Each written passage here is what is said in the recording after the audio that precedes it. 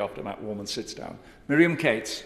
Mr Chairman, and it is a pleasure to follow my honourable friend, the member for Wolverhampton. It was a fantastic speech, and I think the honourable member got to the grips with the heart of the issues here. Now, I rise to speak in support of the amendments in the name of my honourable friend, the member for Stone, and my right honourable friend, the member for Newark. And I want to speak particularly to the amendments in the name of my right honourable friend, the member for Newark, amendments 19 to 22, which are amendments to clause 4 of this bill.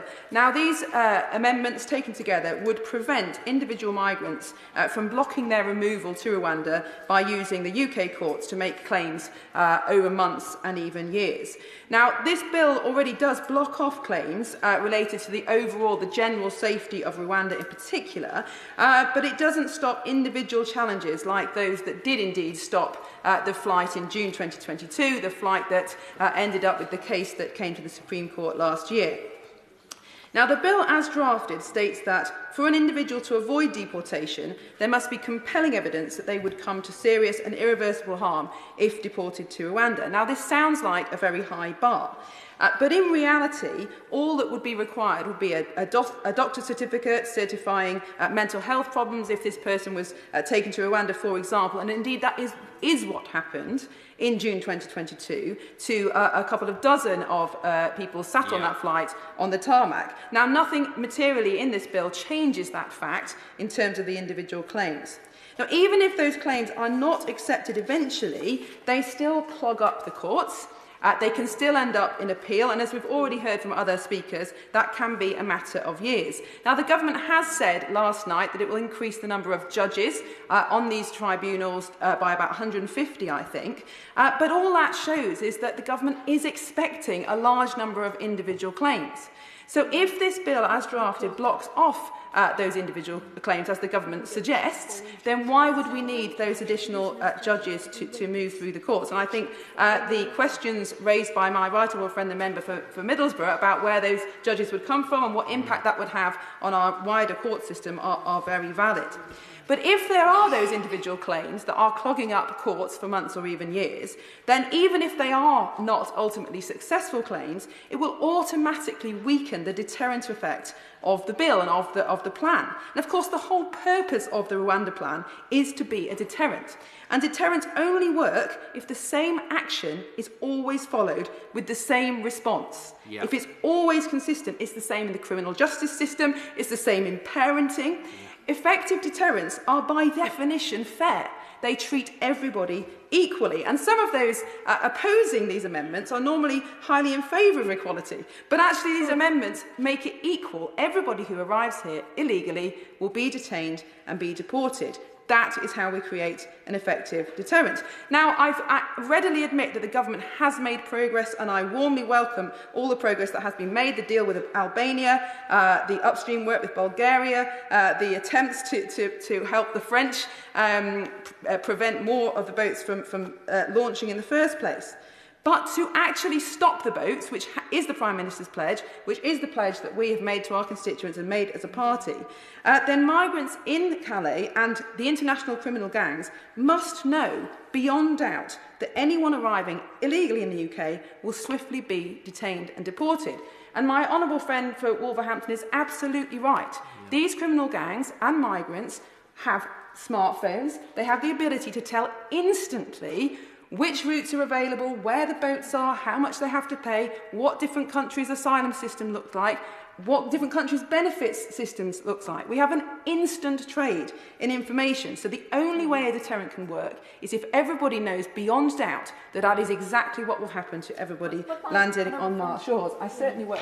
I thank my honourable friend for allowing me to intervene, and I'd like to commend her for all of the work that she's been doing on this. Would she agree with me that the reason we need to strengthen these particular clauses, and why I will be supporting the amendments, is because the whole point of people, majority of people coming here illegally, is to claim asylum so that they can actually stop any deportation possibilities. And the Home Office's own figures show that when that process has happened, 70% of those people are absconding, and we need to stop this now. Would she agree with me? I thank my honourable friend for her intervention, and yes, I absolutely agree, and I think this is the problem, is that Britain has become known as a soft touch, partly because of the delays in our courts, partly because of the generosity of housing migrants in hotels, our very high acceptance rate of asylum seekers compared to other countries. So in order for the bill to be effective, an effective deterrent, we have to close off those limitations of the current scheme by making sure that everybody who arrives here illegally is swiftly detained and then deported. That is the only way to get an effective deterrent. But of course, what these amendments are arguing is that individual migrants should not be able to make suspensive claims. So they should not, in this country, in British courts, be able to claim against deportation.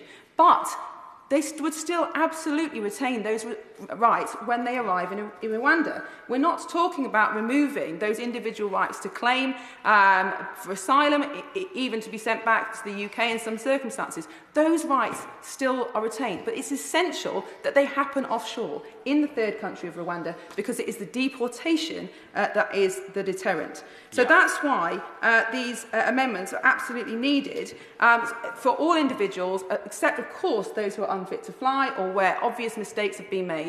Of course they should not be put on planes to Rwanda, but to be consistent for all others to be sent to Rwanda. So as I've said, the point of this is a deterrent. Now, but there is strong opposition to these amendments, clearly on the benches opposite, but also amongst many on these benches. But I would draw honourable members' attention to a poll published in the Telegraph last night that showed that swift detention and deportation is the most popular choice in almost every single constituency in the country for dealing with illegal immigration. It is the preferred option for a large proportion of the general public.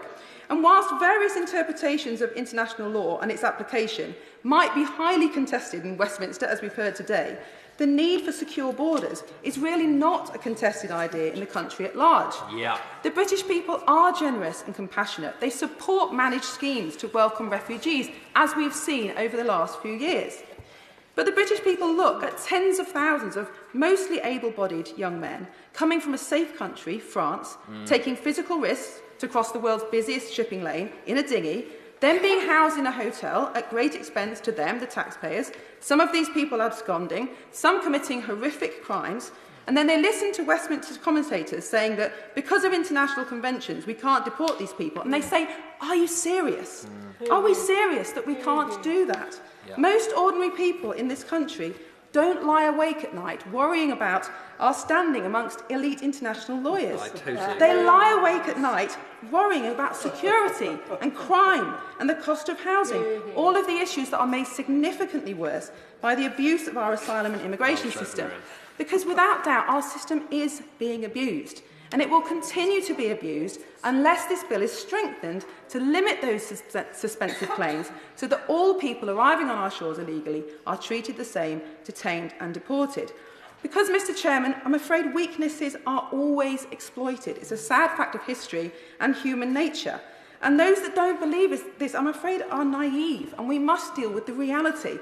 And the honourable member, the right honourable member for Gainsborough, put it very well. Many of us would behave exactly the same in those circumstances if we saw what was available in the UK, compared it to a life in a particular country, elsewhere in the world, knew that it was easy to come here, to tie up the courts for a long time, potentially abscond. Many would do the same. It's human nature. So the reality is what we have to deal with, and I think it is a matter of responsibility. The responsibility of the British government is the safety and the welfare of the British people. It's not our responsibility to rehouse everybody else in the world who would like to leave their own country and come to ours. Now, we can absolutely sympathise with their plight as individuals, but it's simply unrealistic to say that the UK has a responsibility to any asylum seeker anywhere in the world who would like to come here. We have responsibility for our constituents. Other governments have responsibility for their constituents. If they are not engaging with that responsibility correctly, that is not our fault. Yes, I will get more. I'm grateful for giving way. Would you agree with me that a focus on foreign aid, a united sort of effort to really make effective, thank you for shouting at me, a united focus so that developing countries, safe developing countries, benefit from giving these people asylum. They can make good lives there, they can have education, good prospects for their children. This is the way forward rather than sort of mass flux into the UK. I absolutely agree with my honourable friend, and of course she's right. One of the many solutions to this problem is to improve conditions in some of the countries from which people are fleeing. But we also have to be realistic. We cannot solve all the problems in the world. And we are speaking about illegal migration, but there are also ethical issues with legal migration. If we're taking a large number of well-trained, well-educated young people from developing countries to our NHS, to our workplace, that's not helping the countries that they're leaving either. So I think the whole immigration debate does need careful scrutiny, the ethics of it in both directions. But I'll come back to my point. Yes, we should be compassionate. Yes, we do need to have schemes for taking refugees, well-managed schemes. But it is not the responsibility of the British government to rehouse everybody in the world who would like to come here. That doesn't mean we do not have sympathy for individual plight. But the definition of responsibility and accountability matters, and our responsibility is to our constituents and first and foremost the welfare of those in the UK. So, Mr Chairman, I do support these amendments. I will be voting for them tonight because the bill must work. It must work to provide an effective deterrent. It must work to secure our borders. It must work to prevent people smuggling. And it must work to show the British people that their elected representatives really do take their concerns seriously. After Matt Warman, we have the ministerial